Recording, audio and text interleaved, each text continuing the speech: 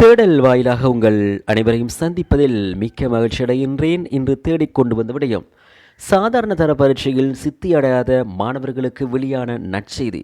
உயர்தர தொழிற்கல்வி பிரிவின் கீழ் தரம் 12இல் சேர்வதற்கான விண்ணப்பங்கள் கோரப்பட்டுள்ளன.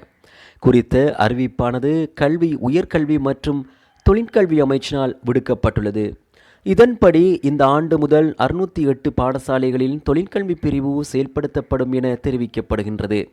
கல்வி பொதுத்தராதர சாதாரண தரத்தில் சித்தியடைய தவறியிருந்தாலும் இந்த பிரிவுக்கு மாணவர்களை சேர்க்கும் போது அது இங்கு கருத்தில் கொள்ளப்படாது என்று கல்வி அமைச்சு தெரிவித்துள்ளது.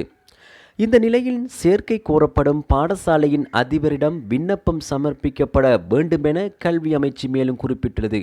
இதுபோன்ற தகவல்களை நீங்கள் பெற விரும்பினால் எமது தேடல் என்கின்ற யூடியூப் சேனல் ஊடாக இணைந்திருங்கள். நன்றி.